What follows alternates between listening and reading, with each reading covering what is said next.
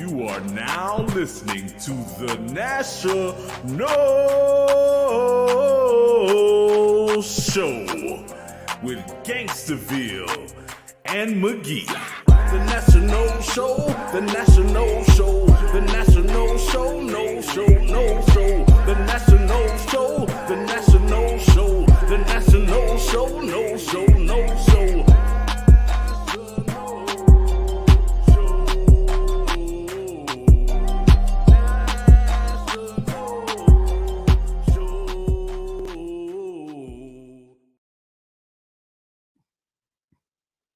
All right, No Nation. This is the National Show with Gangsterville and McGee. If you're watching us live from YouTube, make sure you subscribe to our YouTube channel, which is YouTube.com/@National. That's at NATIONOLE. Then for IGX and all the other links, you can catch our Linktree/National. So that's NATIONOLESHOW,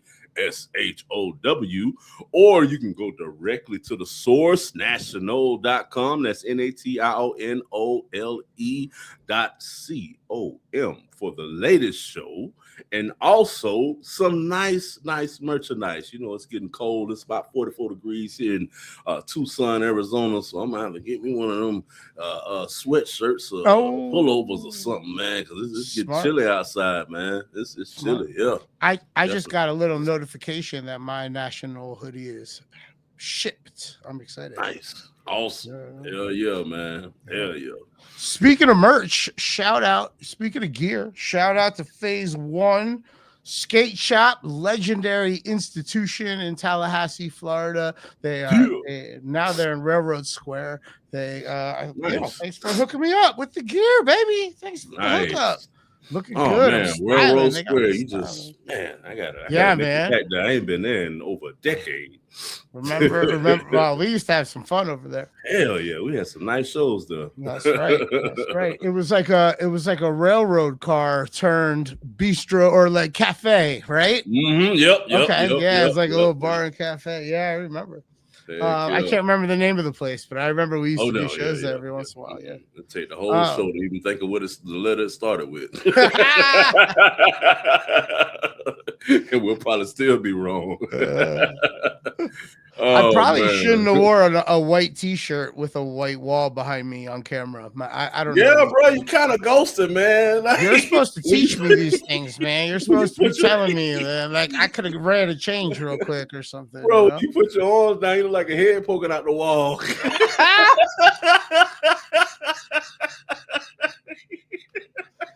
Oh man, I love it. The cameras are too good here at HGAB Studios in magical Miami, Florida, in Midtown, Midtown Miami, right next door to the Coral Boutique. Next door to the Coral Boutique. If you have any coral or saltwater fish or aquarium supply needs, that is the spot. Both in person right here in Midtown Miami, or you go to thecoralboutique.com. We are sending boxes of fish all over the country, coral all over the country, whatever you need. Get at us. So very cool. Very exciting times over here, man. Very exciting times. Heck yeah. That's what's up, man. Things are like in flux and changing and evolving for the new year. And 2026 is a year of newness, of building. It's a year it's a big one, man. It's a big one. So for all of us, for everybody, watch. We're all gonna build something. We're all gonna be in a different place at the end of this year than we were at the beginning. It's good for that. And speaking of change, it's that time of year. You know what I mean? It's that time of year. There's only 4 teams left in the college football playoffs. There's only 3 games left. That means the other, couple hundred teams are thinking about next year. And part of that means changes at the coaching position and players leaving and players coming more so than ever before, right? You can leave every year. You're a free agent every year. So, my homie, Gangsterville, yes, sir. You, my guy, you started my morning off on a very weird note by sending me a picture of Coach Norvell and DJ Lagway dapping each other up in Tallahassee. The fuck's going on? That pissed me off, bro. Apparently, we entertained 4 quarterbacks yesterday from the transfer portal, and DJ Lagway was one of them. And I'm sorry, man. I just can't hop on board with that, bro. Like it's like, where's your faith in the brand? Where is your loyalty to the brand? Like, I don't feel okay. I can see maybe an offensive lineman, a tackle, maybe a receiver, but even that would be frowned upon. But you are taking not only a quarterback, but a quarterback who was the face of their program, a quarterback who talked shit about us. He talked shit about us before he played us, bro. And it's like, now everything is cool, man. Like, no. I feel like this is more of Norvell trying to save his job than it is of trying to put Florida State in a better position or whatever. Because I was like, even if you take away the University of Florida aspect, DJ Lagway is just a transfer from X school. We don't know where he's from. The motherfucker's hurt every year. He's like glass, bro. He's hurt every single year. He's obviously has some type of a I'm better than everyone else attitude from what I've been reading. Because I thought it was all rumors until I heard about the shit that went along with the head coach. He comes into towns like, I want players that are going to put the brand first. And they said he was implying about DJ. So now not only are we taking a QB from the rival, a QB that's known to be hurt all the time, but also a QB that's more important with his brand or his personal take than he is with the program. It's just an all around bad look for us, bro. Like, horrible. As far as talking shit about us before the Florida game, that's kind of your job if you're the starting quarterback of either school, right? Like of either school. So I'll excuse that as just doing your job, right? Like JT ain't never talked shit about nobody. You know, hey, we can't. I mean, Winston either. There's only one JT. We're not gonna see another one dude, 4 years, one school. Like, look, every quarterback last weekend were transfers. All right, so it's every quarterback in the playoffs last weekend. So it's I get it. I want it to be like that too, bro, but I don't see it ever being like that. We have to dabble in the transfer portal. We have no choice. We have to bring in a transfer. I mean, but I don't want Mr. Glass. I don't need nobody that I'm gonna spend $4 million on or $2 million on just to sit on the sidelines and be hurt. True. I will say though, 4-5 interceptions in multiple games last year, bro. Like, although I will say that he in today's like wrestling world of college football, like I can respect a heel turn if he wants to, walk out of the locker room in Gainesville, like knocking shit over and make a scene and like fuck you guys and like roll out of there and like it's his mission to come back and go get them, and like that can be harnessed, that can be that can be used and whatever. But yeah, man, I'm more curious this whole conversation we've been talking about him.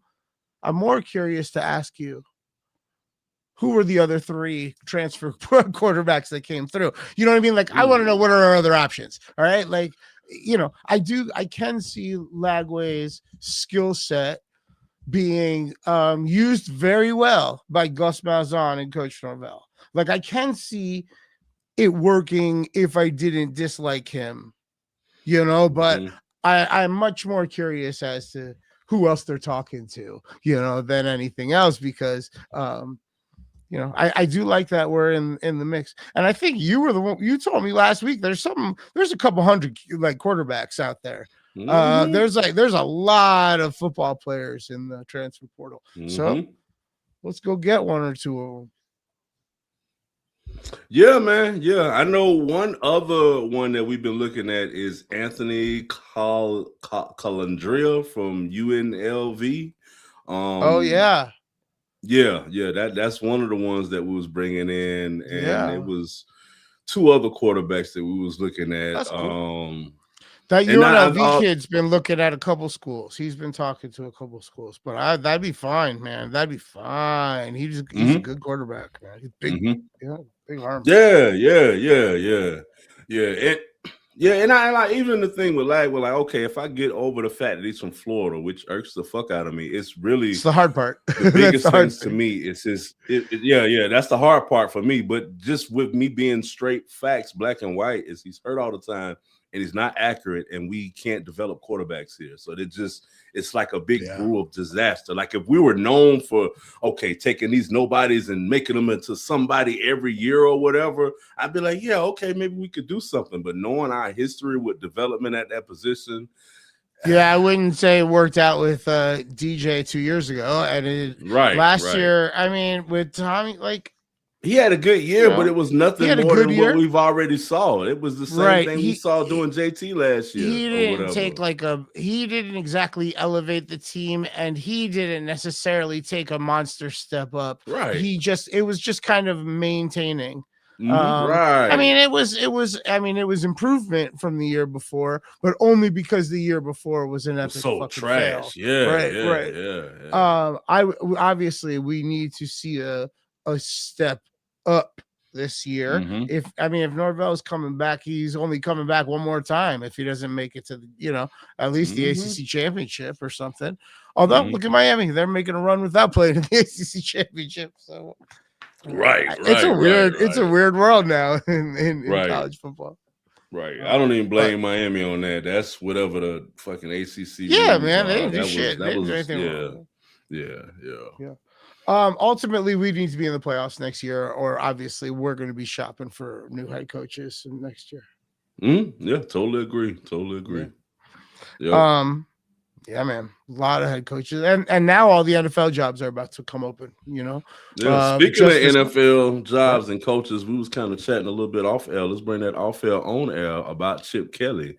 Thoughts on Chip Kelly coming to Florida State in any capacity? Well, I get that Chip Kelly as wants to be an offensive coordinator in college, mainly because he doesn't really want to do the bullshitting with the students. You know what I mean? Like he doesn't want to play the game. He doesn't want to go recruit or whatever. I could argue that Lane Kiffin has created a situation where he has assistant coaches that do that for him expressly so that he doesn't have to. And I imagine Chip Kelly, if he was ever put in a position to be a head coach on the college level again, he would likely do the same thing where he wouldn't have to interact with students nearly as much, or families nearly as much. He would have the right coaching staff around him to do it. Sorry, I should have said, if Chip Kelly is ever going to be a successful college head coach again, he would necessarily have to put that in place.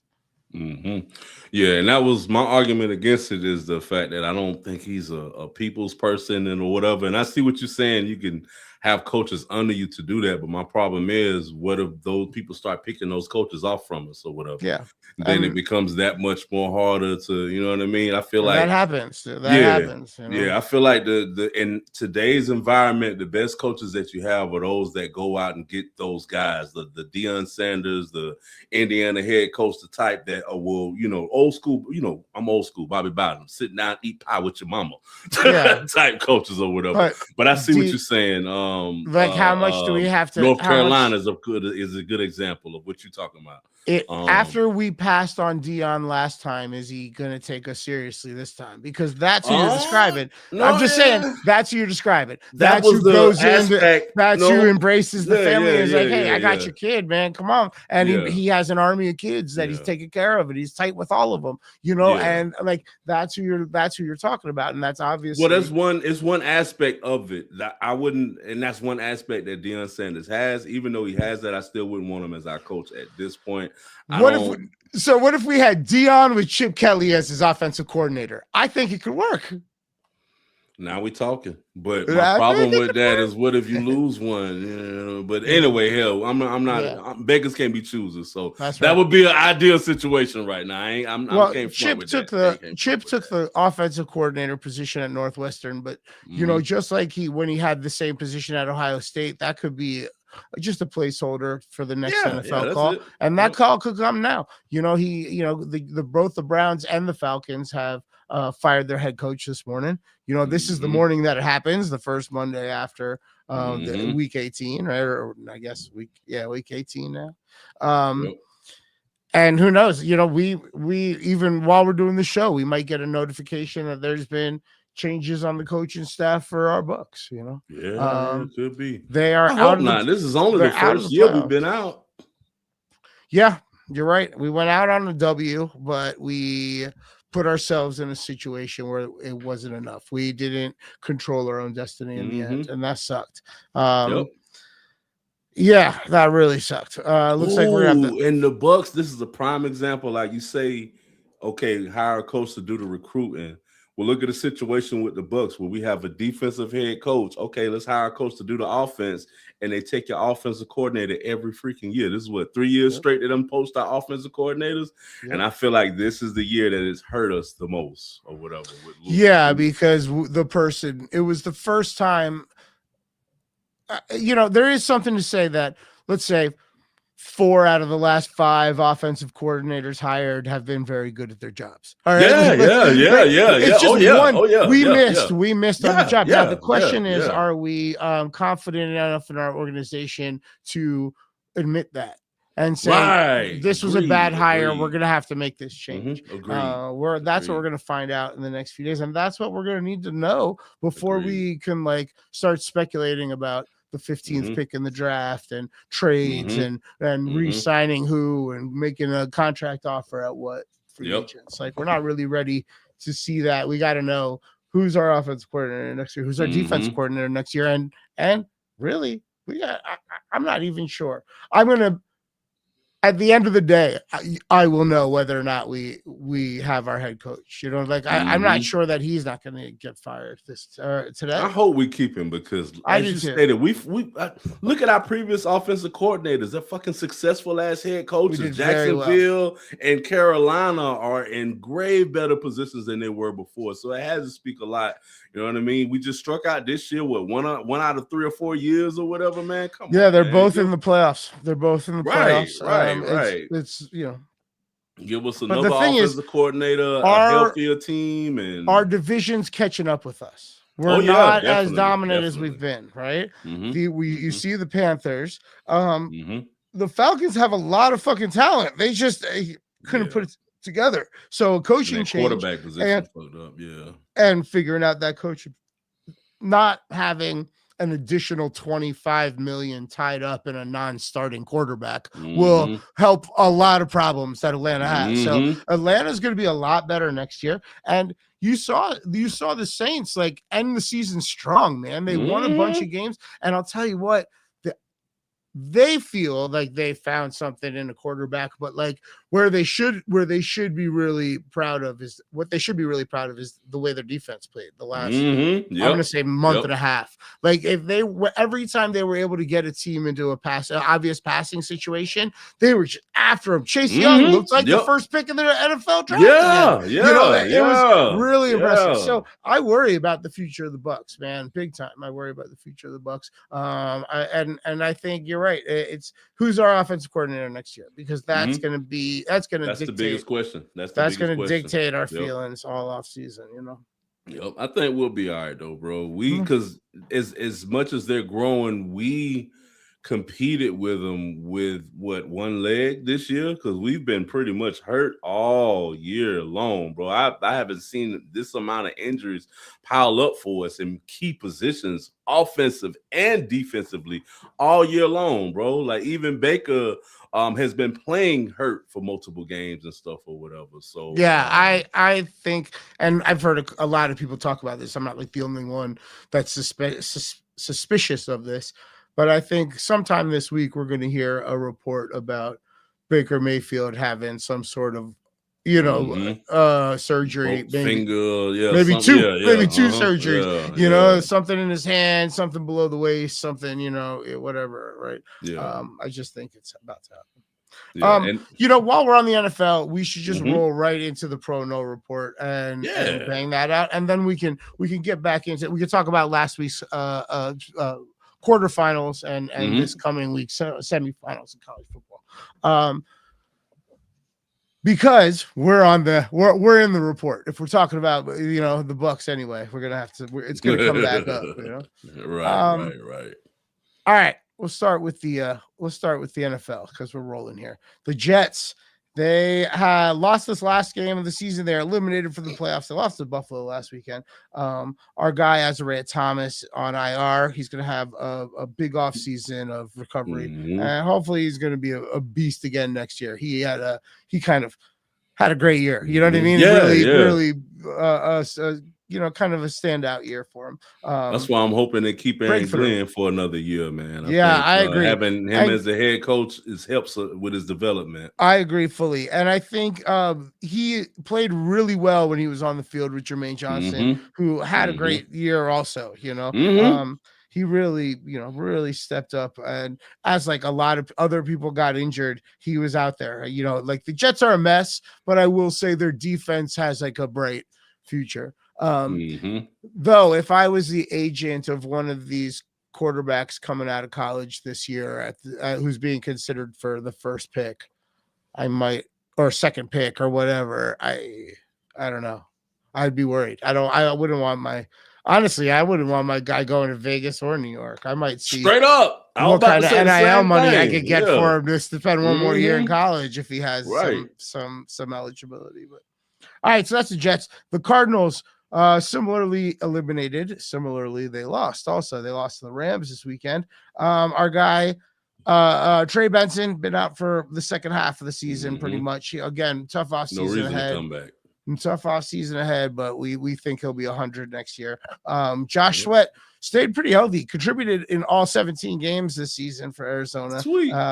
Making FSU proud, man. He's become a real like a solid professional football player, And I never really doubted, you know what I mean? I never really doubted. I was just but it's just good to see, Up on the Jets, Graham Gano, IR. I imagine I imagine that's really repetitive, coming back as a kicker after hurting a leg. I think that's I think it was like a thigh or something. I don't know. I'd have to look that up. But he's been a beast for years. Jameis Winston, we presume someone's bringing him on, right? He's like the great veteran backup if you have a young quarterback who's reckless. A Vikings situation would be perfect. I have argued that the Giants should just bring him back because their quarterback is just Jackson Dart's always getting concussed or whatever. It's always something, right? That team though, they got a lot of pieces, They have that Scadaboo guy. If he can stay healthy, he could be a beast running back. And the defense led by our dude Brian Burns, man. The defense has shown signs, if they stay healthy, if they add some weapons. Brian Burns had an incredible year, 16 and a half sacks on the season. Nice. Seriously has become clearly one of the standout defensive, like leaders in the game. Right. It's who you want to build a defense around. The Giants are lucky to have them. Commanders eliminated. Eddie Goldman on IR. Hopefully I think he's got a lot of football in him, man. I don't want to, you know what I mean? I want to see him come back stronger. I want to see him work really hard and come back stronger. The flip side, Derek Nandi on the Chiefs. The Chiefs are eliminated from the playoffs. It's weird. It's very strange that they're not there, but it is the case. We sort of knew it was going to happen one year or another at some point. I worry about the beginning of this year. Yeah, they're going to retool. They're going to come back there, and part of that though is going to be a lot of turnover on the roster. I think a lot of the older guys, especially older backups, aren't going to be re-signed. Older backups are very easily replaced by rookies. Yep. Right. Yep. And those guys have fewer miles on them. I say all that to say I suspect we've seen the last of Derek Nandi in a Chiefs uniform. I think he's old enough to come back for veteran minimum or something like that. But I think it'll be in a different uniform. I suspect I do see somebody else offering him more money or whatever. But yeah. But this is a good example of. I had a talk with Donald a week or two ago or whatever about how the quarterback contracts in the NFL are really killing teams. You know what I mean? Yeah. You think once they get to that top 5 contract in the league at the quarterback position, it's really hard to put a good team around. And then looking at the Patrick Mahomes situation, ever since he got that major contract, it's been harder and harder because he lost. Yeah. First thing he lost was that offensive line. And we saw that when the Eagles beat him in the Super Bowl. You know what I'm saying? Like they just pushed through him or what. Hell, when the Bucks with Brady, when we beat him, it was because of an offensive line years back. The best example of that, in my opinion, has always been the Seattle Seahawks when they had Russell Wilson on a third round of the draft. They got him in the third round of the draft, and so they had him on this tiny number, right? They had Matt Flynn on that big contract, but they cut him because they knew they weren't going to need him, and they had 3 or 4 years of a cheap. I think it was 3 years of a cheap Russell Wilson and the greatest defense in the game. They weren't, once they had to pay Russ, they weren't able to keep that defense together. Right? It's what happens. It's you know, they had to get rid of piece by piece. It happened a little bit to the Ravens with Flacco. Once they gave Flacco money, they had to retool their defense and you know do exactly what I'm talking about with the Chiefs. Get younger guys to replace the older guys, and then hope they can grow together. You know, and redo it. That's where the Chiefs are. And you know what?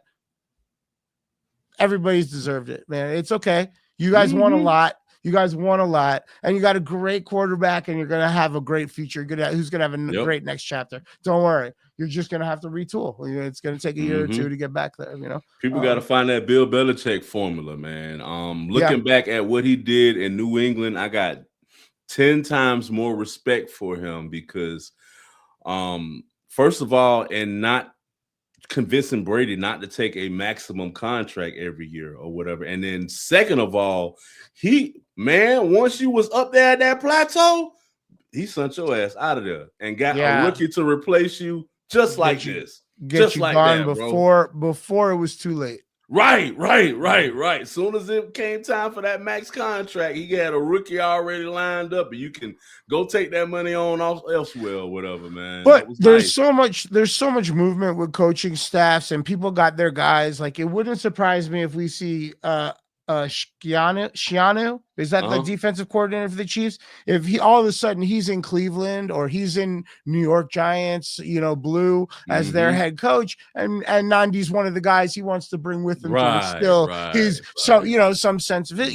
Like that happens, and let's we'll see what happens too. I'm not saying homie's career's over. I think the Chiefs are going to in mad flux. I see what you said. They need to Belichick that thing. They need to get rid of some.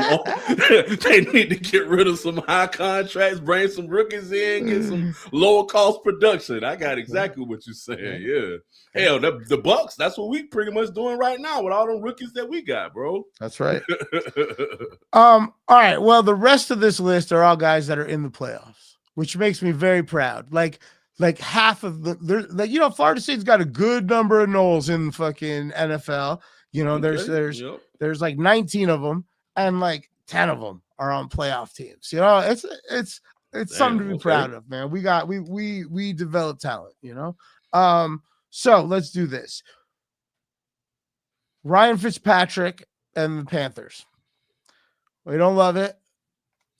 It's fucking crazy. We beat them yesterday, but it wasn't enough. He missed his only field goal attempt yesterday. Was a long one. I think it was like 58 or 57 or something, which he missed. But they are, where are they playing? They're playing at the Rams on Saturday. Ouch. No, they're playing at home versus the Rams because they won their division. They're playing at home. They're hosting the Rams on Saturday. That's crazy. That's crazy. Gonna be a tough one. That's gonna be a tough game. one, though. Rams got like 4 more wins than them on the season, and they got to be the road team. That shit's wild. Gotta win your division. That's right. Gotta win your division. The Steelers, Jalen Ramsey. Man, he had a great year, dude. And he ended strong. You know, he had 6 tackles and a pass defended yesterday, but just a monster regular season. He had 88 total tackles on the season, for the regular season. They won yesterday against the Baltimore in a dramatic fashion, and now they get to be in the playoffs. We're going to see Aaron Rodgers in the playoffs. It's crazy. Steelers are hosting the Houston Texans on Monday Night Football. Speaking of the Texans, Mario Edwards on IR. He's going to be off the playoff roster. Hopefully he gets everything back to 100 for next season. He sort of found a home in Houston. I like him on that team. You know, he sort of works with their career. I don't know the right word. It's like this like shared attitude that the defense has that he fits right in. He fits right in with that team. You know? Yeah. Sometimes you got to find the right culture in order to flourish, and that's right. You found he is. That's right. That's an interesting game, man. That Houston Pittsburgh game. I mean, I want to see Tomlin make a run. You know, I want to see the Steelers do well, but Houston's good, man. CJ Stroud is no joke. Chargers. Our dude Derwin James did not play yesterday, but he's healthy. He just was getting rest. Coach Harbaugh decided to sit some of the guys and give them some rest before the playoffs. They are at the Patriots. They're at the New England Patriots on Sunday. That's a good spot for them, I think. I think their defense can mess with Drake May a little bit, who is – hey, he's playing really well, but it's still his first playoff play. Yeah. So it's never easy. And then I don't think Herbert's going to be. I think Herbert will embrace the moment. You know, I don't think he'll be shook in New England. Although those fans can get a little rowdy in the playoffs and shit. It's a game changer going to be Derwin James. Yeah, well, he has been all season, man. He's just been just leading that defense, exactly what he's supposed to do. I wonder if they're gonna have any weather though. That could be an issue. You know what I mean? If all of a sudden it's snowing, you know, that could be a real thing. So, but I haven't even started looking at next week's games really beyond matchups. So I haven't looked at weather yet. Well, they got him in San Diego, so at least that's a plus. Too bad they got to go to New England. So. That's where the game is at. I thought the game was in San Diego. No, it's at New England. The Patriots won. Oh yeah, you're right. The Chargers didn't win that division. What's it called? Won the division. Yeah, that's the 49ers. No, the 49ers are a road team in two. There were 3 teams with 10 wins in that NFC West. It was the Seahawks that won the division when they beat they got a bye. Yeah. When they beat the 49ers on Saturday. But the 49ers and Rams both have 12 wins and are road teams. Meanwhile, the fucking Panthers have 8 wins and they're hosting. But that's how it works. You win your division, you know. So that's a you know, I'm not really like super scared for the Chargers. I think they can go in there and compete. That's a good game. The Jaguars are in the fucking playoffs. I did not expect this.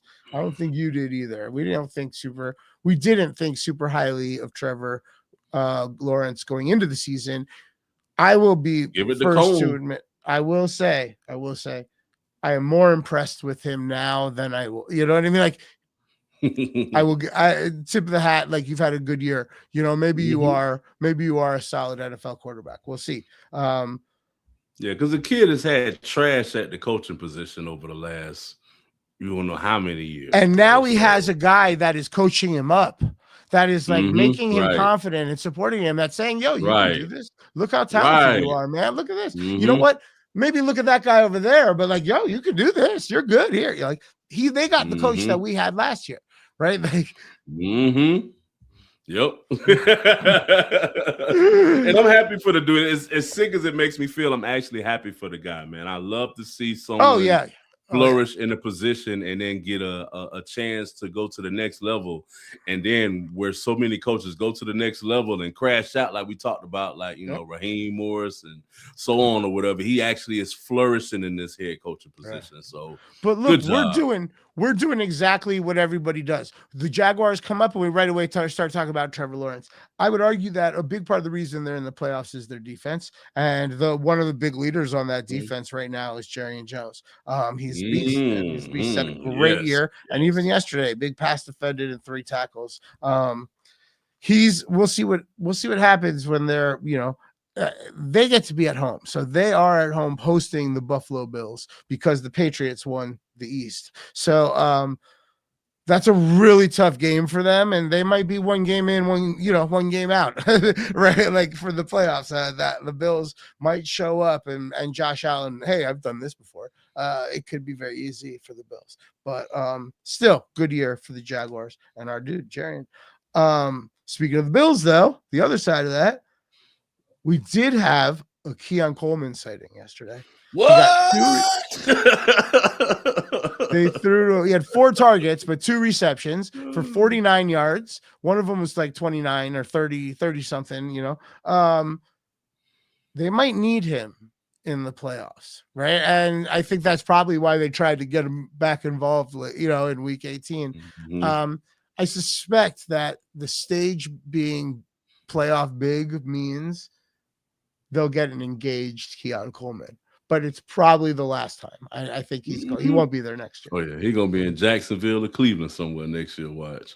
You're probably right. The 49ers are at Philadelphia I think they play on Sunday. Yeah, they play on Sunday.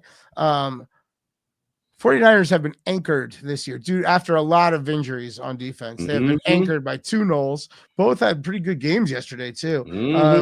Saturday. They played Saturday. Yeah, that was Saturday. Yeah. Tatum Bethune had 7 tackles, a sack, and a pass defended, and Renardo Green had 8 tackles and a pass defended. Unfortunately, they both got banged up late in the game. Renardo Green seems to be A-okay, but Tatum Bethune is questionable for the wild card game next week. It was a groin injury. So I think they need him. The 49ers definitely need him. Philadelphia is going to be a tough place to get a win next weekend. Those fans know how to play in the playoffs. That team knows how to play in the playoffs. And I think they've been slept on. I think the Eagles make them throw. I get it, but I think the Eagles have been slept on, and they're gonna be a tough out this year. They'll watch the Eagles could sneaky be the NFC rep in the Super Bowl. Yeah, that defense is still defensive. This is the time of year. They're just like, here you go, Saquon. Oh, here you go, Saquon. Oh, here you go, Saquon. Right? Yeah. In the cold weather, it's hard to tackle a big running back. The Rams are at. I said it already. Like they're at Carolina on Saturday. That's Saturday. Braden Fisk had a tackle and a sack yesterday. Our guy Jared Verse had 3 tackles and a sack. They're a big part of this defense, and the Rams kind of will go as deep into the playoffs as the defense takes them. Stafford will keep them in every game. That offense, like they'll have as many points as they need, but if that defense wants this Super Bowl, all they got to do is keep everybody under 21, and they're gonna win. They're gonna win. They're gonna go undefeated the rest of the year. Watch out for the Rams. So Yep. I like that. There's 2 of the best defenses in the league. Both are like led by a pair of Knowles. Like, yeah. Heck yeah. And then finally, Joshua Farmer's on IR. He won't be playing in the playoffs for the Patriots, but like I said, they're hosting the Chargers on Sunday. Real quick, let's go through some basketball. Malik Beasley still a free agent. It's probably not going to change. Jameer Watkins has been getting a few minutes of late, but no real momentum yet in his rookie campaign. The Wizards are up to 9-25, and they are no longer the worst team in the league, or the worst record in the league, or even in the conference, or in the Eastern Conference. So that's good. Terrence Mann, the Nets, they're a bit banged up, but they did beat my banged up Nuggets last night. That was not cool. Terrence Mann has been pretty good contributor for a bad team. Basically, it's kind of the MPJ show. I don't know if they're showing him off to trade him or what, but he's kind of dominating that team. He had a great game against his old team in Denver, too. But he's been having Michael Porter Jr. has been having a very good year. So Terrence Mann's just kind of along for the ride, it seems. Speaking of along for the ride, Patrick Williams not really contributing much. He's kind of in and out of the lineup for the Bulls. They seem right on point, destined for that play-in game. Pretty much where they are every year, guaranteed. Stay in the course. It's the Coach Tomlin. It's the Coach Mike Tomlin approach to regular season management. The Magic 20-18 on the season. I don't know if I don't even know if they need Jonathan Isaac anymore. His minutes are still way down. Maybe he's out there 8, 9, 10 minutes a game, but it's his contributions are minimal. He's maybe the 8th guy on the rotation. Maybe he keeps getting healthier and stays like the 6th and becomes like the 6th, 7th man in the playoffs or something. But I don't know if he'll ever be starting for maybe any NBA team again. Unfortunately, injuries just really, really slowed him a bit. But the Magic quite good, and they're getting healthy and getting better. You see it. You literally see it when you watch their if you watch their highlights across 2-3 weeks, you see them just sinking more and more. So that's a lot of guys not being in the training room and being in the practice facility instead. Yep. Toronto Raptors are a lot of fun to watch. Yes, they Scotty are. Barnes is not an all-star. I'm gonna lose it. All right, because the guy is a beast, man. If the playoffs started today, they'd be like the 4th seed in the West or in the East, and that'd be a really tough out for anybody. Barnes, he's averaging just under 20 points and 9 rebounds on the season. He's having the breakthrough year, the year where he shows up and makes everybody take him seriously. So love it. And then over on the West, Devin Vassell has been playing well over 30 minutes a game and becoming a legit piece of a championship contender. I don't think anybody can argue that. They're number 2, their 2nd seed in the West. I mean, maybe they haven't gone through the playoffs yet, and we haven't seen it happen with Wemby, in the playoffs. But ultimately, they're a very good team. They're 2nd in the West, and he's been a big part of it. But he the 29th, he hasn't played since the 29th of December. It was some sort of, I don't know what an abductor is, but his left abductor is strained. I don't know what that means. But good news is he is a game time decision for tomorrow night versus Memphis. So maybe he will be back soon and rejoining his squad. And that is your Pro No Report for what's today? Monday, January 5th, 2026, bro. Why do they call it the abductor and it's in the thigh?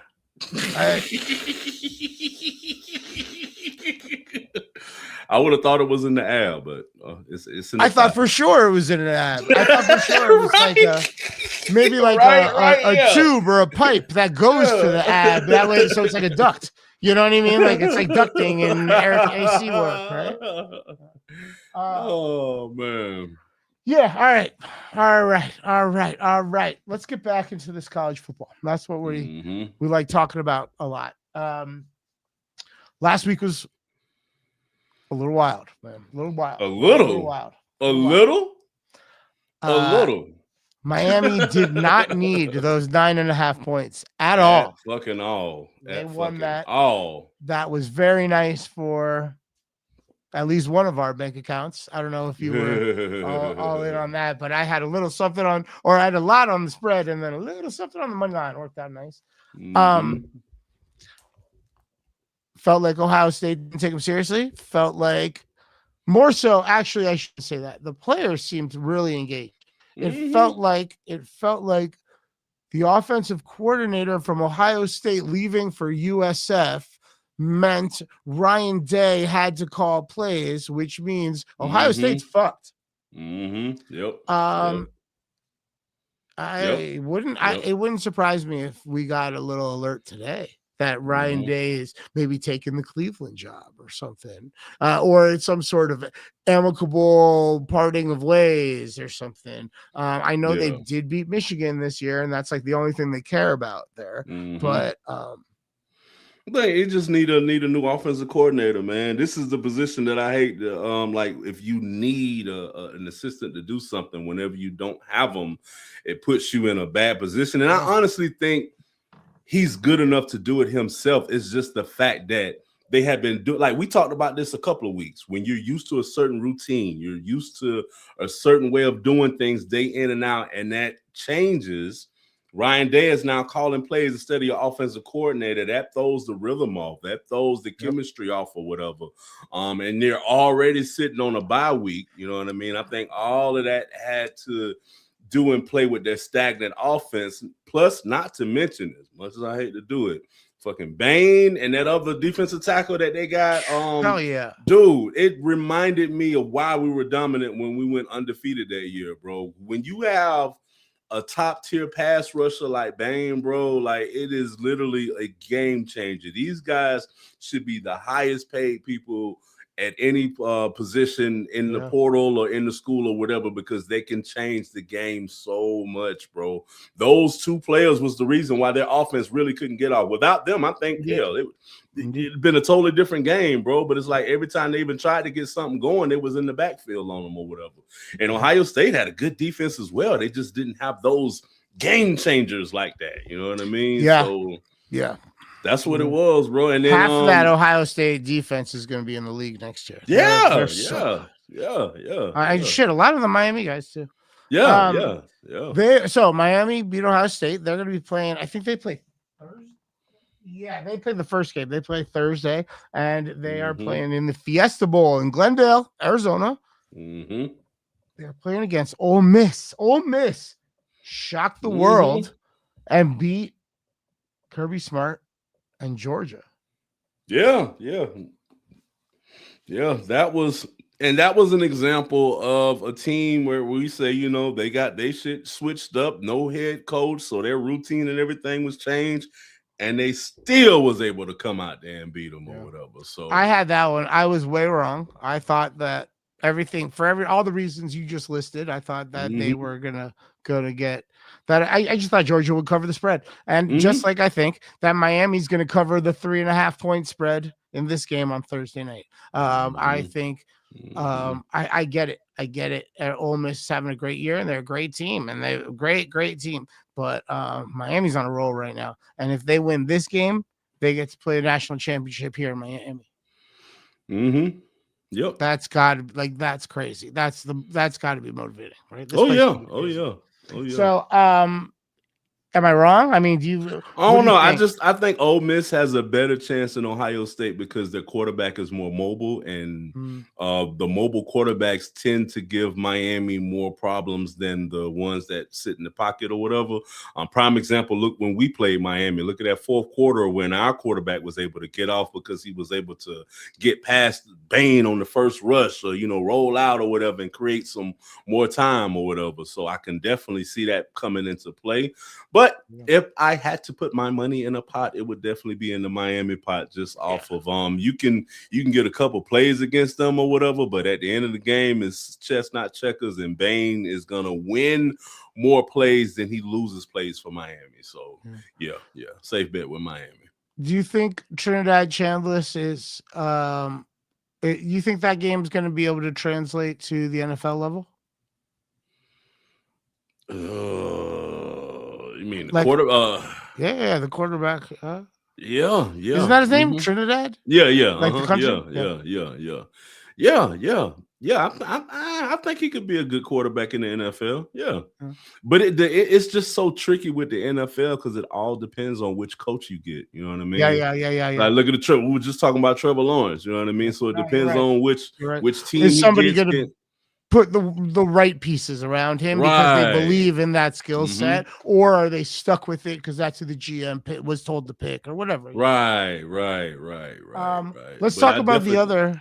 Oh yeah, I think the kid has a chance. You know, has a chance. Yeah, I wouldn't hate having him in a quarterback room. You know, with Baker. His backup is in the portal now. His backup. Remember the backup that started out. He was the starter, and then he got replaced. Yeah, he's in the portal. Yeah, it wouldn't be horrible for he's more of a he's different than Tommy. He's different than Trinidad. He's more of a pocket passer, kind of old school. This is how you play quarterback, okay? Like that kind of, maybe I don't know. I wouldn't want him in Florida State, but he can find the right team, and catch on and have a good year. I don't think he got injured and then Trinidad Chandler just didn't let go of the job. That was what happened. It wasn't that this kid was ineffective in any way, Yep. Someone's going to give him the ball starting next year, and he's going to have a very good year. Yeah. So let's start the other side of the four. Last week, the Orange Bowl was Oregon versus Texas Tech. Texas Tech was getting 1.5 points, but we even talked about it. This is this is an even game, but this is the toughest match, Texas Tech is, ever going to have. Like, this is a big game. It's Oregon in the playoffs. Another team had a great year. I don't think they're going anywhere either. I think they're going to retool for next year. It'll be very good. You're already hearing names of quarterbacks that are going to visit Texas Tech. Yep. But I felt like this was their wake-up call the same way SMU had their wake-up call last year or whatever. Like, yes, you're improving. Yes, you're getting the right athletes and the great players from the big programs and shit or whatever, but there's levels to this, and Oregon has been doing this for some time now. So it was just one of those staple games. So hey, we've been here, nice job getting here, but let's show you what it's like to actually be here. Well, we thought that was what was also going on the other side, right? We thought like, wow, Indiana, what a cute story. Plucky number one team, right? The fighting cigarettes, right? They're fighting it. And then look at Alabama, this traditional institution, gonna bat them down, put them back in their place. Well, they got right past Alabama, man. They didn't. It wasn't even hard for them, right? There was that early sack and that first drive, and then they figured it out and they rolled. Yeah, I kind of saw it heading towards this way. I think people are still stuck in the Nick Saban era Alabama mentality with it or whatever. This team, Alabama. Yeah, but this team is so not built like the old school Alabamas. Like, they're built more from the outside in, and it's not that they don't have the talent on the offensive and defensive line. They just don't have it stacked like they used to, and they have better receivers than they've had in a while or whatever. So it's more of a spread versus old school.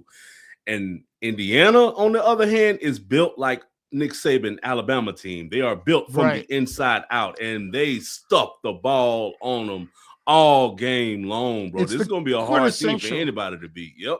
It's the quintessential Big Ten, like running back, big fucking offensive lineman, big defensive lineman formula. Yep.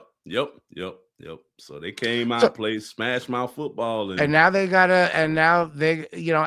after going up against, they've gone against the biggest names in the sport, right? They've beat everybody. They beat Ohio State in the Big Ten championship. The only team with a bye week to win last week, and nobody was talking about that. Right. And they beat Alabama, the biggest name in the history of the sport, right? And now they got to go play Phil Knight and the Nikes. Right now, they got to go play the Nike Ducks. Right? Nike U. Right. So it's it's not like, and if they win that, they might have to go deal with Miami, it's just big name after big name, and they don't seem scared. That's actually the matchup I would love to see, them in Miami, because they got the line to match up with their defensive line. That'll be a good game. Well, Oregon's getting 4 points on Friday night. I think Oregon will probably win the game. Actually, I'm going to bet them both plus the 4 and on the money line. I think the finals is going to be Miami and Oregon. I do think that. I don't think Oregon's going to blow them out or anything like that. I think it's going to be a very close game, but I think in the end, Oregon's going to pull it off. But who knows? Am I shocked if Indiana keeps winning? Obviously not. They're number 1 in the fucking nation for a reason. I can't go against them at this point, bro. From the way I seen them play against Miami, bro, that the trenches, they have the trenches down. And I'm going to tell you, the moment that I knew this team wasn't bullshitting, Alabama was going for it on like a 4th down or whatever, and the look on Indiana's face, head coach face, was like, "Bitch, you gonna try me like that? Is you really gonna try me like that?" No, he was literally excited about it. Yeah. There was no concern. There was no like, "Hey, we gotta do that." Nothing. Right, you saw that. Right. Like, this is what I got out of bed for. Right. When I saw that, I was like, "Ain't nobody fucking with Indiana this year, bro.